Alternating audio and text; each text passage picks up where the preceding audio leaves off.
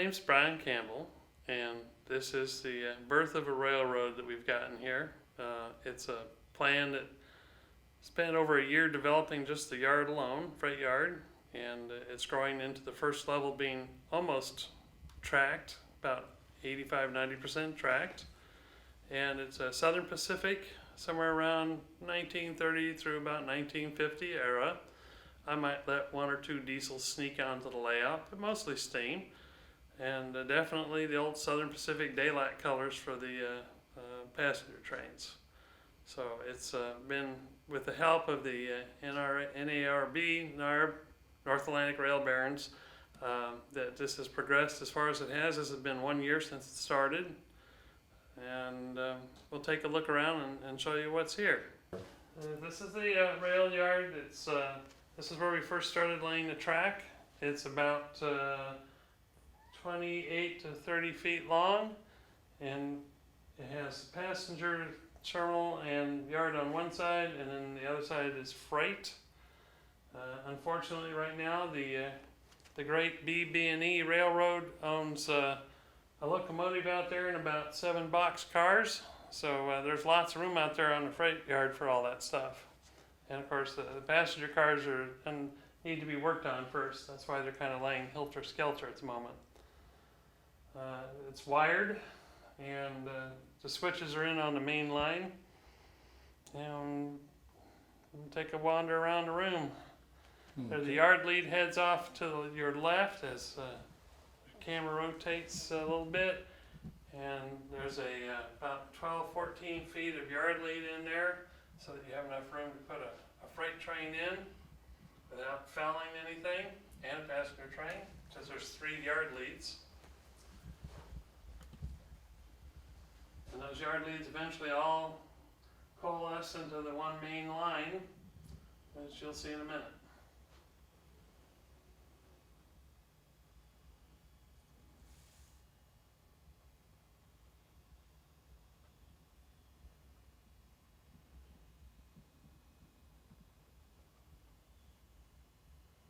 And the main line starts from there and it heads on down towards what we call the U-bend. All right. This is the main line coming out. You'll see there's a siding a little bit lower than the main line, and then there's also an industrial siding as well for future industries. And as it goes down around the corner, there'll be a river in there. And at the far end of the U-bend, there'll be a bridge on both levels for the river to go under. And then, we're going to go back down there and shoot the other way or something? Yeah.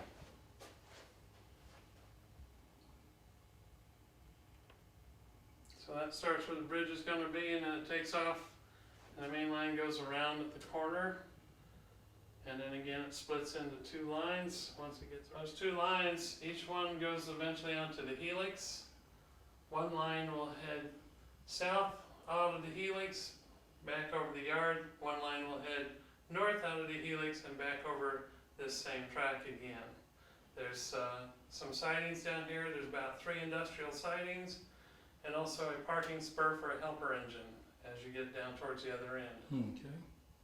And there's the helix at the other end. You can look down there that and we're shot looking the at. helix. And that's just the start of the helix. The helix is going to run up, what, 5 levels? It's going to run up 5 levels, so it's equal to about the black line, and probably a little bit over that's on the wall. Probably be a little bit higher than that to start with, and then we'll eventually head downhill. Okay. One of the things we've tried to do is have the railroad wander around. It doesn't go straight line down the sides. Mm-hmm. It goes up slight grades and down slight grades. A lot of the the curves are super curves. And there's a lot of effects that aren't visible yet that will be later on when you have multiple trains running. Mm-hmm. Do you have a design on how many trains are actually going to run at a time? At the moment, the entire BB&E stock, one. But in the future? In the future, I mean, this can handle a train coming out of the yard, a train coming into the yard for classification, tear down. It can handle a couple passenger trains. And plus there'll be an upper yard as well that won't be as massive. And it'll be located over here on this wall. And I would hope that we could run easily 6 trains on this. That would be the hope. Some freight and passenger mixed. Now, one thing that you've done that I don't think anyone else in the North Atlanta Rail Barons has done with their railroads is block detection. You want to explain what that is and what it's going to do for your railroad? Well, the object behind block detection is eventually when you hook this up to a computer, the computer can detect if there's equipment in that block.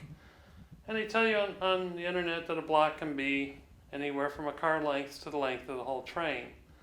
These blocks are set up so I can tell if there's somebody in a switch or if that siding's clear. Basically, it gives the dispatcher an added help in dispatching trains around the layout. I don't want computer run train layout. Personally, I don't care whether the computer has any fun running the trains or not. This is for people. And we've envisioned this is going to take several people to run the yard, because you've got the freight yard, you've got the passenger yard, you've got the Roundhouse section up there, which is currently under a lot of equipment to build the helix. So it's going to take a few people to operate all of this. And my vision was to have industries have a place to go, a reason to go there, and a place to move on, or a reason to move on from there to somewhere else. Okay. Like picking up empties and Picking up empties, dropping them off. So if you have a picking up loads. If you have a vineyard, you might pick up the grapes and take them to some place to have them produced into wine, or it might go to market, or it might go to a cereal company, who knows? Or made into juice. Okay. So there's a lot of places, the industries are fed by the produce and whatnot, and since this is California in the 30s and 40s, that's mainly a produce area. And maybe some oil in there too.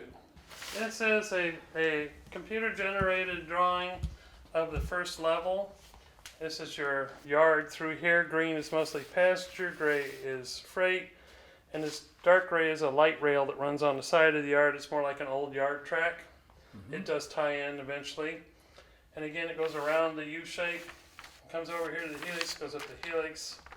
Over here is your turntable. And of course, all of this is keyed out with buildings and things and where they go, and it's all been noted in the key. This is a drawing or computer rendition of just the yard, and it tells you all these heavy black lines, short ones, are where the blocks are that will let me know basically where trains are located. There are about 44 blocks for the yard alone. So I'm doing this heavy so that the computer will have an accurate reading on what is where. And eventually the cars will be set with resistor wheel detectors on them, resistor wheel sets, and that'll trigger the detection. Okay. And this, I have all the coding of the wiring and what color they are and what section they go to.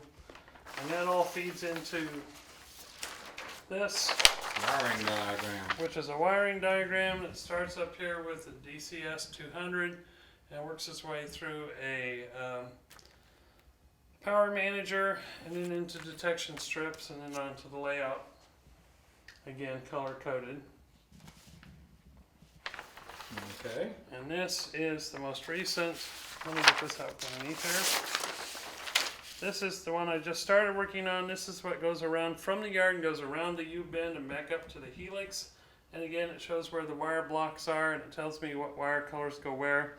And eventually this will be turned into a computer-generated chart as well. So that I'll be able to look back at these charts and tell what wires go where, what they do, and I won't have to try to trace wires out. The wires underneath the layout are marked, and so it makes it much easier for me to follow them along to troubleshoot. Okay, so this is the beginning of the helix where it goes from table level and eventually will rise up. Each level will turn around about 4 inches over the next. And this runs at a 33.5-inch radius is the inside track and a 36-inch radius on the outside track. And it eventually rises, And it what, rises about about 20 inches 20 inches, might be a few inches more. to reach that black line on the wall. And it's about somewhere around 1.5% to 2% grade. And unlike most helixes, this is done as elongated instead of being just a perfect circle Okay, to give a better track run. okay. Let me move the maps. I mean, Now, over here, we've got the location for the turntable and the roundhouse, which is located underneath all the materials needed to build the helix. right? And one of the lines coming off of the helix on the upper deck will come across this walkway between the helix and the roundhouse to the upper deck along that black line on the wall there. Correct, and that'll be actually a double line down through there, double main line, so that you can have one train waiting for it to come, one to come off the helix. Okay, And then once it gets to the far wall, it'll come out 18 inches and then proceed on down around the U-bend, okay. back over to the helix again. Now, behind you, there's a brick wall, which used to be a fireplace. Oh, it still I guess is. still is a fireplace. It is. But we've had several YouTube watchers that have already asked, what are you going to do with the brick wall? Well, Do you have an idea of what my we're going first to do? inclination was tear it down, but I'm afraid my wife wouldn't approve of that one. Yeah. So basically, you can see there's two holes in the bricks, Mm-hmm. and that was where the pegs went for the mantle. We've decided we can take a front piece and put that over to cover it and use those two pegs as inserts for dowlings to hold it in place. Okay. So eventually that part of the brick wall will disappear. Based on the fact that this is about a year into construction, and when you say a year into construction a while ago, the first video that we did was in January of 2015. That was a meet and greet, and we Which talked. was basically a meet and greet in an empty room here. And this is what's been accomplished in just a little over a year, which has been an awful lot of work by you, as well as members of the North Atlanta Rail Barons. Well, I think I can safely say I've painted every stick of wood in here white top and bottom. I was about to say, you've been the OCD painter, Yes. and everything has been painted, But at least once. it looks good, It does look good. and it is pleasing to my wife to see it. Mm-hmm. The other thing I've done is all the wiring on the layout. Okay. Now, do you have a feeling for how long it's going to take before you actually get it operational? How many lifetimes are we talking? Good enough. I Good don't know. enough. Actually, I'm hoping we can get the helix finished here in the next couple of months, and then start putting on the second layer, and then that won't be quite as much into construction since we're not going to have the center aisle, and we're going to have the helix itself takes up the table, which is 8 by 6 feet. So it's just going to be the 18-inch shelf that runs all the way around and putting in the support for that. I don't think it's going to be quite as complicated or quite as long. The bottom is done on 1x3s. I think the top's going to be more on the level of 1x2s. Mm-hmm. Well, without giving away too much in the way of detail, have you thought about the scenery? Well, the scenery's partly already been considered because we have places where we talked about the river, Mm-hmm. we talked about the bridges, and some of the scenery depends on the industry that's in that area. Mm-hmm. I mean, obviously, if you're going to have grapes, you're going to have grapevines or tree orchards or whatever, and again, it's all very much California. Mm-hmm. And the oil tanks would probably be in a somewhat desolate area. Mm-hmm. But so it will vary somewhat. The second level will be more about the mountains and mountain type scenery. More specific than that, let's get the track in and work around what we've got, and scenery kind of gets talked about as we build. Okay. So I've had a lot of input from different people about suggestions, and I realize it's up to me to make those decisions, but I do appreciate the input and listening to what people suggest.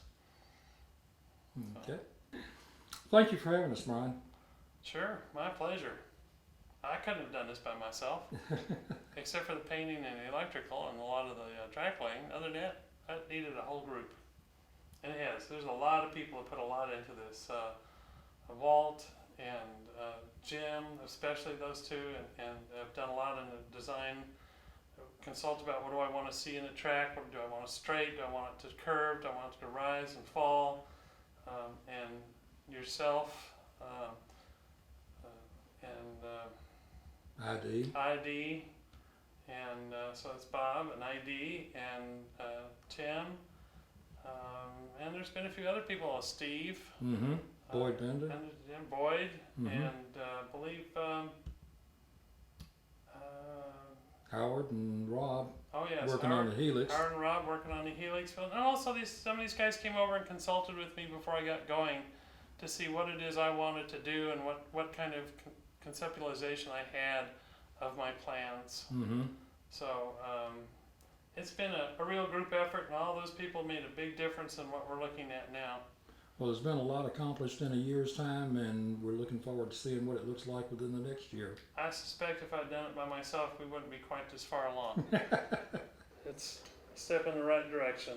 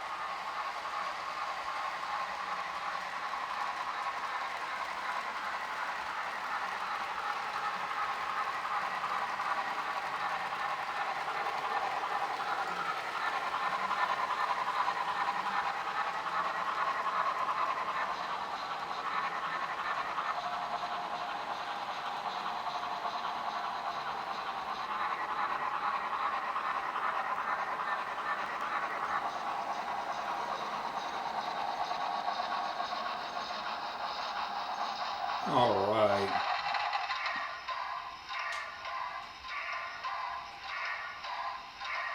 Good enough?